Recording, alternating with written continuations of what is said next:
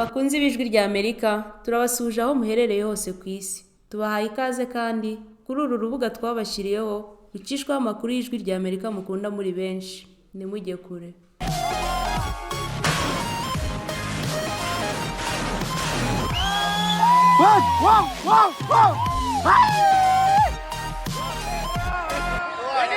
Iyi ni radiyo ijwi rya Amerika. Igitondo cyiza kuri mwe mwese muduteze amatwi. Ndi Jeffrey Mutago mubaha ikaze. Muri Afurika y'Epfo abaturage bazindukiye mu matora rusange ashobora kuzaba atandukanye cyane n'amaze imyaka 30 aba muri icyo gihugu. Abanyagihugu bararindiranye igishika amatora azoba mu gihugu cyose bijanye n'icuka kugeza ku uyu mwanya novuga ko muri rusangi ari fiza. Zeno Ndayisenga n'umusesenguzi mu bya politike ari muri Afurika y'Epfo. Mu Burundi urukiko rw'ikirenga rwicaye muri gereza nkuru ya Gitega rwakomeje kuburanisha abashinjwa gufatanya na Alain Guillaume Bunyoni gushaka guhirika ubutegetsi. Mu Rwanda hafungiye Kamara Aina Ibrahim, umunyapolitiki utavuga rumwe n'ubutegetsi bwo muri Mali. Naho mu rubanza rwa Donald Trump wahoze ari perezida wa Leta Zunze Ubumwe za Amerika, impande zombi zarangije gutanga imyanzuro yazo. Aya makuru n'ayandi ni mu kanya gato, duhereye kuyo hirya no hino ku isi tugezweho na mugenzi wacu Eugenie Mukankusi. Mu burasirazuba bwo hagati, ingabo za Israeli kuri wa kabiri zavuze ko amasasu yonyine hadashobora kuba yarateje inkongi y'umuriro. Abayobozi bashinzwe ubuzima muri Gaza bavuga ko yahitanye abantu 45 mu gace ka Rafa kari mu majyepfo ku butaka bw'Abanyapalestina. Iyo nkongi y'umuriro yamaganywe n'amahanga. Igisirikare cya Israeli cyavuze ko kibasiye kandi kishe abarwanyi babiri bakuru ba Hamasi mu majyaruguru y'uburengerazuba bwa Rafa. Muri icyo gitero cyateje inkongi y'umuriro yibasiye inkambi yari yuzuye abavuye mu byabo. Ku wa mbere, minisitiri w'intebe wa Israeli Benjamin Netanyahu yabyise impanuka ibabaje. Visi perezida wa Amerika Kamala Harris kuri wa kabiri yavuze ko amagambo y'impanuka ibabaje adashobora gusobanura igitero cy'indege za Israeli cyateje iyo nkongi y'umuriro mu nkambi Rafa. Aha yasubizaga ikindi kibazo cy'umunyamakuru wakurikiranye ibijyanye n'ibisasu bya Israeli, aho abayobozi mu by'ubuzima mu ntara ya Gaza bavuze ko ibisasu mu nkambi yahungishirijwemo abantu mu karere k'uburengerazuba bwa Rafa byahitanye abantu byibura 21 kuri wa kabiri. Visi perezida Harris yavuze ko ibi ari nko guhinyuza ibyo perezida Joe Biden yijeje byo guhagarika intwaro ku gihugu cya Israeli niba inshuti y'Amerika yagabye igitero gikomeye kuri Rafa gishyira impunzi mu kaga. Muri Afurika, perezida wa Togo Faure Nyasembe yiteguye kuba perezida w'inama y'abaminisitiri, umwanya washyizweho n'itegeko nshinga rishya uzamwemerera kongera igihe ku buyobozi amazeho imyaka 19. Igika gishya cyemejwe mu kwezi kwa gatatu cyashyizeho gahunda y'ubutegetsi bw'inteko ishinga amategeko, kinagena uruhare rwa perezida w'inama y'abaminisitiri bazaba bafite ububasha busesuye bwo gukemura ibibazo bya guverinoma.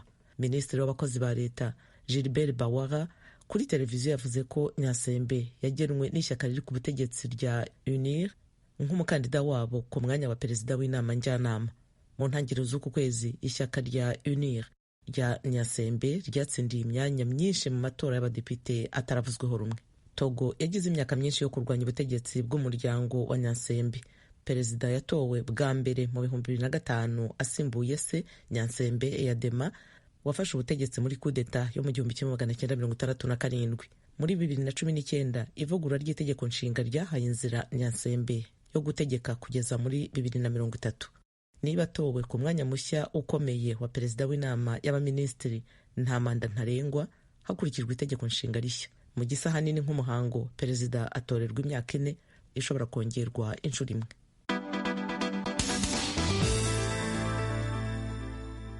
Radiyo Ijwi ry'Amerika, amakuru arakomeje. Minisitiri w'ububanyi n'amahanga wa Misiri kuri wa kabiri yatangaje ko Misiri izakira inama mu kwezi gutaha kwa gatandatu izahuza imitwe ya politiki y'abasivili ya Sudani n'abandi babifitemo uruhare mu karere n'abahandi ku isi.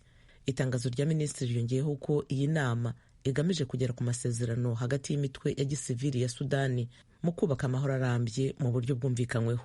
Kuva mu kwezi kwa kane umwaka 2023, Sudani yibasiwe n'intambara y'abenegihugu hagati y'ingabo z'igihugu ziyobowe na Generali Abdel Fattah al-Burhan n'umutwe witwara gisirikare Rapid Support Forces RSF uyobowe na Mohamed Hamdan Dagalo.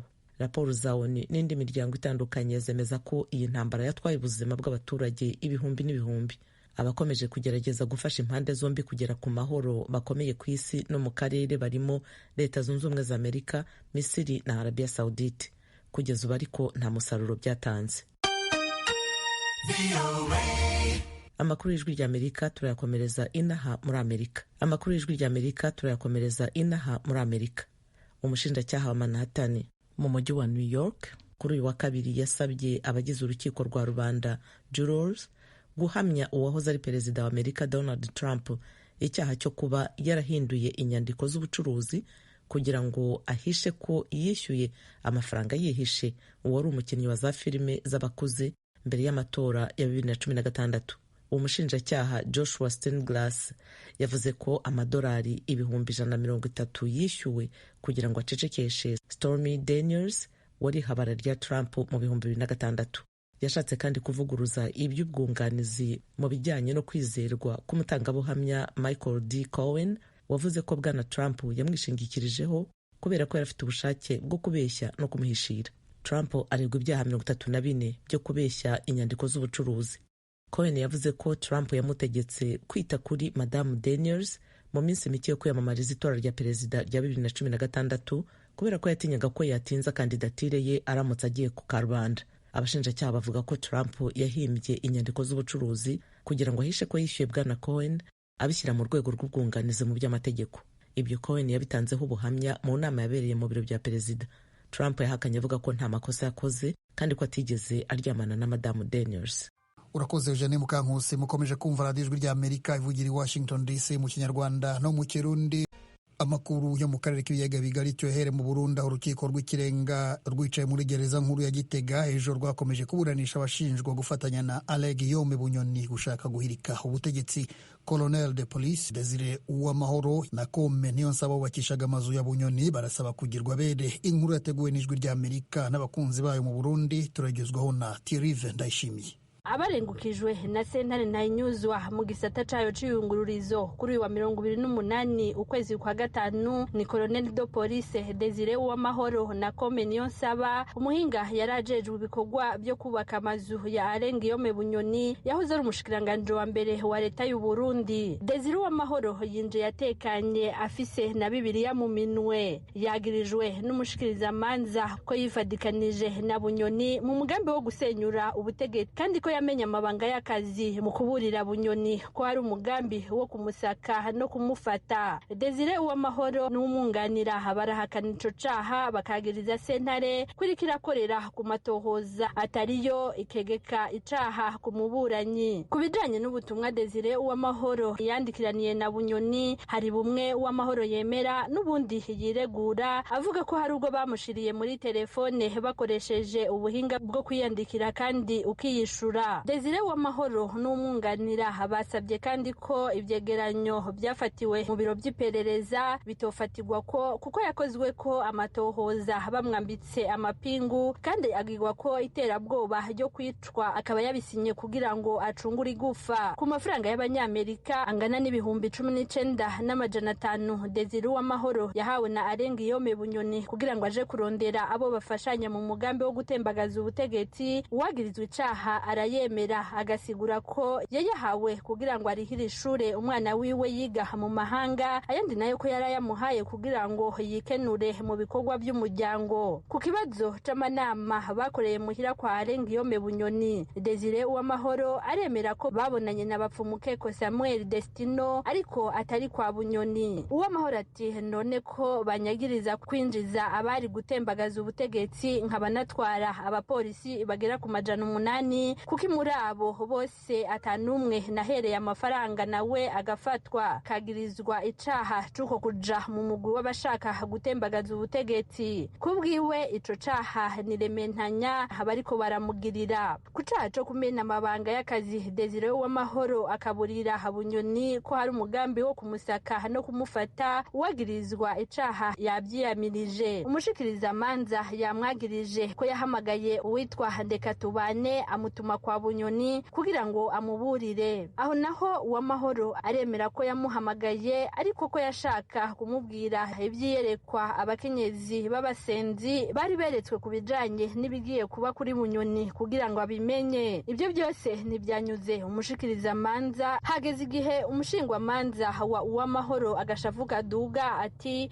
nimuze dutahure kumwe ibyanditswe mu mategeko kuko uyu munsi ushobora kuba uri kuraca urubanza ejo nawe bakazoba bariko bararugucira. Uwamahoro Desire mu kurangiza yafashe Bibiliya yiwe arayikiriza hejuru agira ati nta wundi muntu azondenganura uretse Imana yonyene. Engineer Niyonsaba we nta mushingwamanza yari afise. Ibyo kwiregura ntibyamworohera kuko asanzwe atanonosoye amategeko. Yagirijwe guhungisha mu modoka yiwe Bunyoni amukura aho yaba akamujana kwinyegeza kumugoboka. Niyonsaba kandi yaraguze ikarata simu azandikisha ku bakozi yari asanzwe akoresha mu kubaka ariko acaziha Bunyoni kugira ngo bazobandanye bazivuganirako. Mu nyuma Kome yaciye avunagura izo karata simu kugira ntihagire uwuzobica n'ikanda. Niyonsaba yireguye avuga ko ritari rya mbere yunguruza Bunyoni. Ibyo byose ntibyanyuze umushingwamanza. Mu gusozera imburano Arengiyome Bunyoni yasabye ko sentare itofatanya amatungo yamenyesheje igihe yagenwa kuba umushikiranganje wa mbere n'ayatamenyesheje ico gihe ntivuge ko yose yayaronse bidaciye mu mategeko. Yasabye kandi ko yokwezwa ibyaha byose yagirizwa hanyuma amatungo yiwe ntafatwe n'ubutungane. Bafumukeko Samuel Destino, Desire Uwamahoro na Kome Niyonsaba nabo basabye ko amahinyu ari mu byegeranyo by'urubanza rwa mbere yokosogwa hanyuma bakezwa ku byaha bagirizwa. Umushikirizamanza nawe yasabye ko bogumizwa ko ibyaha bagiriye mu rubanza rwa mbere. Kuri Bunyoni hakongerwa ko ihadabu rigwijwe kabiri ku giciro c'amatungo yarose bidaciye mu mategeko. Sentare yaciye ifata ingingo yo guha inomero imwe y'urubanza abo bose basangiye iyo dosiye. Umukuru w'intahe nawe acamenyesha ko urubanza rugiye mu mwiherero ikizovamwo kikazomenyekana mu kiringo kitarenga ukwezi. Mu rubanza rwa mbere Arengiyome Bunyoni yari yaciriwe gufungwa uwo guherayo gufatirwa amatungo yiwe yose. Abo bandi batatu basangiye urubanza bari baciriwe gufungwa imyaka 15. Urubanza rwari rwatanguye isaha 4 z'igitondo rwarangiye isaha 8 z'umutaga. Mu Rwanda hafungiye umunyapolitiki utavuga rumwe n'ubutegetsi bwo muri Mali Kamara Ainea Ibrahim akurikiranyweho ibyaha birimo gukora no gukoresha nyandiko mpimbano bikekwa ko yakoreye mu gihugu cya Guinea Conakry. Eric Bagirubusa arakomeza inkuru. Inkiko z'u Rwanda zigaragaza ko zafunze umunyapolitiki utavuga rumwe n'ubutegetsi buriho muri Mali kuva mu kwezi gushize. Nk'uko bigaragara mu cyemezo cy'urukiko rw'ibanze rwa Kicukiro Kigali mu Rwanda giherutse kumufatirwa, ubutabera bw'igihugu cya Guinea Conakry bukekaho bwana Kamara Ainea Ibrahim ibyaha bibiri: guhimba, guhindura inyandiko cyangwa gukoresha inyandiko mpimbano, n'icyaha cyo kwiha ububasha ku mirimo itari yawe no kwambara umwambaro utakugenewe ugamije kuyobya rubanda. Ibi byaha Kamara aregwa n'ubutegetsi bw'igihugu cya Guinea Conakry ko mu 2015 yagiranye amasezerano na Minisiteri y'Ubuzima y'icyo gihugu na Compagnie San Via Proctos yo muri Guinea. Buvuga ko ayo masezerano yaragamije kubaka no gusana ibitaro byo muri Guinea. Bukavuga ko uregwa yahimbye andi masezerano ku ruhande ariho umukono yitiriye Minisitiri w'Ubuzima w'icyo gihugu. Ayo masezerano aregwa guhimba, ubutegetsi bwa Guinea buvuga ko yayakoresheje mu nyungu ze bwite. Ubushinjacyaha bw'u Rwanda busobanura ko ibikorwa byo gusana no kubaka ibitaro bitari bigishobotse. Aregwa ko yiyitiriye imirimo ya Minisitiri w'Ubuzima muri Guinea Conakry, nk'uko ubushinjacyaha bw'u Rwanda bwabibwiye urukiko. Ubushinjacyaha bw'u Rwanda bukavuga ko Kamara yashyiriweho urwandiko rutukura rusaba kumuta muri yombi kandi ko na polisi yo muri Guinea yasabye ko igihe yafatwa yahita yoherezwa muri icyo gihugu. Ibi bikubiye mu nyandiko y'ubushinjacyaha bw'u Rwanda itanga ikirego. Kamara Ainea Ibrahim yunganirwa n'abanyamategeko babiri, Aloyizi Mutabingwa na Colin Gatete. Bombi bahakana ibyaha bakavuga ko ubushinjacyaha butagaragaza izo nyandiko z'impimbano bumuregesha n'ibyo yazikoreshaga. Kamara kavuga ko urwandiko rutukura yashyiriweho, urwandiko rusaba kumwohereza muri Guinea Conakry byose ari bihimbano. Avuga ko hari itsinda ry'abashaka kumufungisha ku maherere. Akavuga ko izo mpapuro zitagaragara ku rubuga rwa polisi mpuzamahanga Interpol.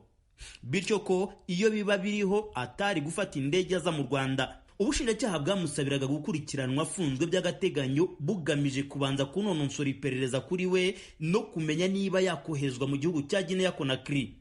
Icyemezo cy'urukiko rw'ibanze rwa Kicukiro kimufungura by'agateganyo, Ijwi rya Amerika ifiteho kopi kigaragaza ko Kamara yafunzwe kuva mu mpera z'ukwezi kwa kane uyu mwaka, icyemezo kigafatwa ku itariki ya 21 z'uku kwezi kwa gatanu. Impapuro ze z'inzira zizwi nka pasiporo zafatiriwe n'ubushinjacyaha. Mu kumufungura by'agateganyo, umucamanza yasanze witwa Jamila Uzamukunda ari inyangamugayo kandi yemera kumwishingira. Kugeza kuri uyu munsi tubagezaho iyi nkuru ntiturabasha kumenya icyagenzaga Kamara i Kigali. Isoko yo kwizerwa ikemeza ko uyu watangaje ko ari we uhagarariye leta ya Mali ikorera mu buhungiro yaba yarageze i Kigali afitanye gahunda n'umunyamabanga mukuru w'ishyaka FPR Inkotanyi riri ku butegetsi. Kamara Enea Ibrahimu yavukiye mu gihugu cya Mali, afite ubwenegihugu butatu, ubwa Mali, Ghana na Sierra Leone. Ibaruwa Ijwi rya Amerika yabonye yo ku itariki 9 z'uku kwezi yanditswe n'umwe mu bamwunganira yasabaga umunyamabanga mukuru w'urwego rw'ubugenzacyaha mu Rwanda RIB gukurikiza ibyo amategeko ateganya, rukamenyesha konsili ya Ghana mu Rwanda ko Kamara hafungiwe nk'umunyagana.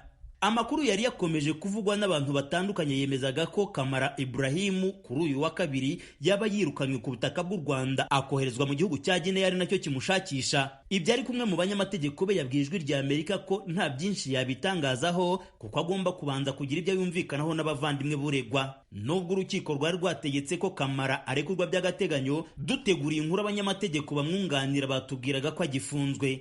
Hagati aho kuri uyu wa mbere Perezida w'u Rwanda Paul Kagame yakiriye mu biro bye Minisitiri w'Ububanyi n'Amahanga wa Mali Abdoulaye Diop icyarimwe n'intumwa yihariye ya Perezida w'inzibacyuho wa Mali. Bagira ubusa Ijwi rya Amerika i Kigali.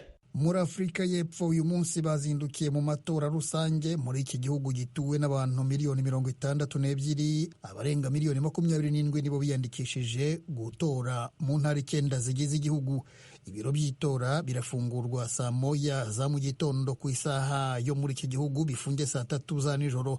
Ku isonga hari amashyaka ane y'ibigugu arimo ANC rimaze imyaka 30 ku butegetsi. Mugenzi wacu Fidel Niyongabo yavuganye n'umusesenguzi mu bya politike Zeno Ndayisenga uri hariya muri Afurika y'Epfo.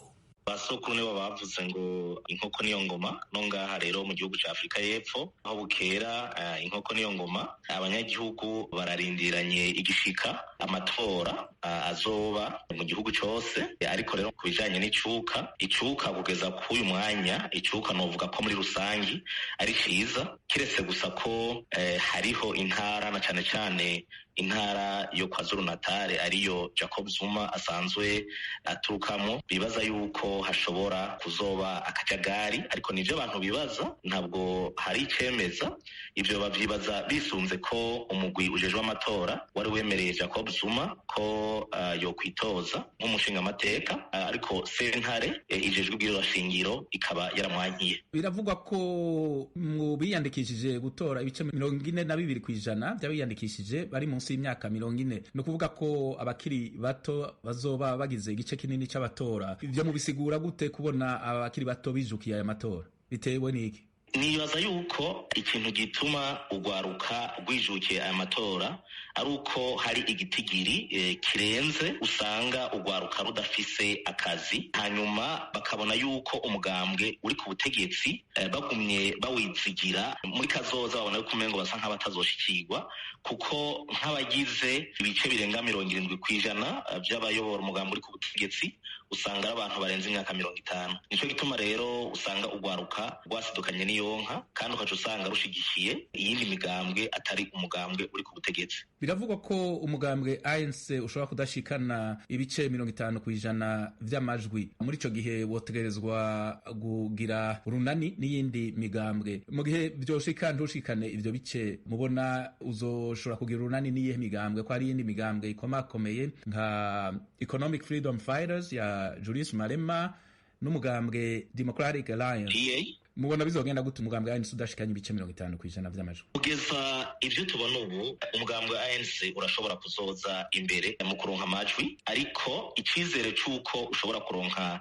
ibice 50% ni gike, naho nyene bishobora gushika, naho nyene abantu babibona nk'igitangaza, kuko abenshi babona yuko umugambwe ANC uzoronka amajwi ari munsi y'ibice 50%. Nyuma yaho harashobora kuzokurikira umugambwe DA, Democratic Alliance, ni umugambwe wiganjemwo abazungu. Umugambwe ushobora gukurikira kuyo DA ni umugambwe EFF, Economic Freedom Fighters, urongowe na Julius Malema. Uwo mugambwe akaba ari wo uhurumbiwemwo urwaruka rwinshi cyane, kandi abawugize ku bwinshi ugasanga n'abantu baje bava muri ANC. Ubwa kane harashobora kuza umugambwe mushasha MK, umukonzo wesizwe, urongowe na Jacob Zuma yahoze ayoboye kino gihugu. Ariko naho biruko nkuko nari nabivuze kare, abanwanyi b'uwo mugambwe baridogera cyane sentare ijejwe kubahiriza ibwirizwa shingiro ko yarenganije umukuru wabo Jacob Zuma mu kumuhakanira ku munota wa nyuma ko atarekuriwe kwitoza nk'umushinga amateka. Bikaba byazanye rero icuka kitameze neza, kuko umugwi ujejwe gutunganya amatora wowo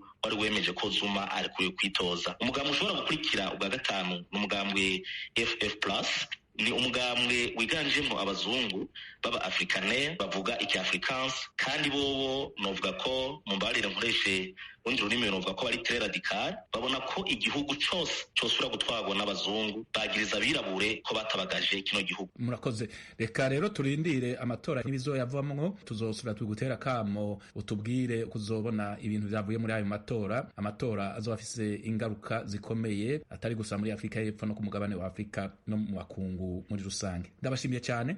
Namwe murakoze. inshuti mukomeje kudutega amatwi, tugeze mu mwanya w'ikiganiro Amerikana kivuga ku mateka yaranze Amerika mu bihe byashize no muri ibi bihe, witegurwa kandi mukagezweho na Thomas Kamelindi.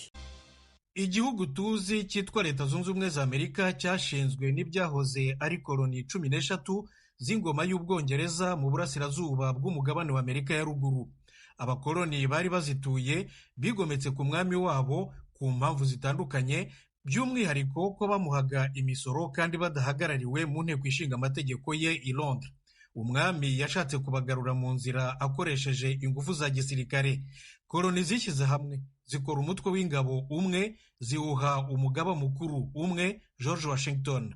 Bararwanye guhera mu kwezi kwa kane 1775. Bayise intambara ya Revolution y'Amerika, American Revolution mu Cyongereza. Ku itariki ya 4 y'ukwa karindwi 1776, koloni zatangaje ku mugaragaro ko zigenze. Ziyambura izina rya koloni, zivuga ko zibaye leta kandi zishyira hamwe zikora igihugu kimwe cyitwa Leta Zunze Ubumwe za Amerika. Ariko intambara ya Revolution yari gikomeza. Yarangijwe burundu n'amasezerano y'i Paris mu Bufaransa yo ku itariki ya 3 y'ukwa cyenda 1783, aho Ubwongereza bwemeye burundu ubwigenge bwa Leta Zunze Ubumwe za Amerika. Kuva iki gihugu kivutse, leta zikigize zari zitsimbaraye ku bwigenge busesuye bwazo. Zahuzwaga n'inama y'intumwa zazo yagenderaga nayo ku masezerano y'ubumwe bwazo. Buhoro buhoro baje gusanga aya masezerano ajegajega, maze batekereza ikindi cyaba gifite ingufu kuyarusha. Niko igitekerezo cy'itegeko nshinga cyavutse. Inama y'intumwa za leta 13 yari iteraniye mu mujyi wa Philadelphia muri leta ya Pennsylvania. Yatangiye kuryandika mu kwezi kwa gatanu 1787. Yaripfundikiye neza kandi ryemeza nyuma y'amezi hafi 4 mu kwa cyenda muri uwo mwaka w'1787, inariha ububasha busumba andi mategeko yose mu gihugu. Ryashyizeho n'inzego z'ubutegetsi zo ku rwego rw'igihugu zitari zarigeze zibaho kandi zifite ingufu. N'urwego nshingamategeko Congress, urwego nyubahirizategeko ruyobowe n'umukuru w'igihugu, n'urwego rw'ubucamanza rukuriwe n'urukiko rw'ikirenga. Itegeko nshinga ryateganije kandi n'uburyo izi nzego zigomba kuzuzanya no kugenzurana. Mu ngingo yaryo ya 7 rivuga ko mbere y'uko ritangira gushyirwa mu bikorwa ryagombaga kubanza kwemerwa no kwinjizwa mu mategeko yazo bwite, icyo bita ratification mu Cyongereza, byibura na leta 9. Leta yaryemeye bwa mbere na mbere ni Delaware ku itariki ya 7 y'ukwa 12 1787. nyuma y'iminsi 5 yakurikiyeho ku matariki atandukanye kugera ku ya 23 y'ukwa gatanu 1788, Delaware yakurikiye n'izindi leta zirindwi arizo Pennsylvania, New Jersey, Georgia, Connecticut, Massachusetts, Maryland na South Carolina. Ku itariki ya 21 y'ukwa gatandatu 1788, leta ya New Hampshire yabaye iya 9, bityo itegeko nshinga ritangira gushyirwa mu bikorwa. Virginia na New York nazo zakurikiyeho muri uwo mwaka w'1788. Inzego zo ku rwego rw'igihugu ziteganywa n'itegeko nshinga rishya, ni ukuvuga urwego nshingamategeko, urwego nyubahirizategeko n'urwego rw'ubutabera, zatangiye gukora bwa mbere ku itariki ya 4 y'ukwa gatatu 1789. Nyuma yaho North Carolina yabaye iya 12 yemeye itegeko nshinga ry'igihugu rishyashya ku itariki ya 21 y'ukwa 11 1789. Naho Rhode Island rero yabaye iya nyuma mu zahoze ari koloni 13 zo ku ikubitiro zashinze Leta Zunze Ubumwe za Amerika, yemeye itegeko nshinga ry'igihugu ku itariki ya 29 y'ukwa gatanu 1790. Ijwi rya Amerika, ingingo ya 7 y'itegeko nshinga rya Leta Zunze Ubumwe za Amerika ivuga rero ko leta 13 z'ikubitiro zagombaga kuryinjiza mu mategeko yazo bwite, ratification mu Cyongereza. Ingingo ya 4 igice cya 3 ivuga ko leta nshya zo zigomba kwemerwa n'inteko ishinga amategeko y'igihugu, Congress. Bitangira leta nshya isaba Congress nayo ikabisuzuma, yabyemera imitwe yayo yombi ikandika kandi igatora itegeko bita Act of Admission mu Cyongereza. Nyuma umukuru w'igihugu nawe akarekeraho umukono, rikabona gushyirwa mu bikorwa. Rero ni ukuvuga leta nshya ikaba iremewe yinjijwe muri Leta Zunze Ubumwe za Amerika. Iri tegeko riha leta nshyashya inshingano n'uburenganzira bimwe na leta 13 z'imfura. Sagahata ariko ko Congress yemerera leta nshya yose ibisabye kwinjira muri Leta Zunze Ubumwe, ahubwo itegeko nshinga riyibuza kwemera leta yaba ivutse ku butaka bw'indi leta cyangwa izindi leta zisanzwe zemewe mu zigize igihugu. Leta nshya 37 nizo zimaze kwemerwa binyuze mu ngingo ya 4 y'itegeko nshinga. Iya mbere yabaye yitwa Vermont mu 1791. Iya nyuma ni Hawaii, yemewe muri Leta Zunze Ubumwe mu 1959. Kugeza ubu rero Leta Zunze Ubumwe za Amerika igizwe na leta 50. Yavutse ikora ku nyanja ya Atlantika mu burasirazuba, yarakuze kugera kure cyane ku nyanja ya Pasifika mu burengerazuba. Hagati aho nta na hamwe itegeko nshinga cyangwa se irindi tegeko iryo ari ryo ryose riteganya niba leta ishobora gusohoka cyangwa se kuva muri Leta Zunze Ubumwe. Ni nko kuvuga ko itegeko nshinga ridateganya kwisenya ubwaryo. Nshuti zacu, ikiganiro Amerikana cy'uyu munsi nagihumurije, mbashimiye ko mwagiteze amatwi. Maze rero mugire umunsi mwiza. Mwari kumwe na Thomas Kamirindi, murakarama.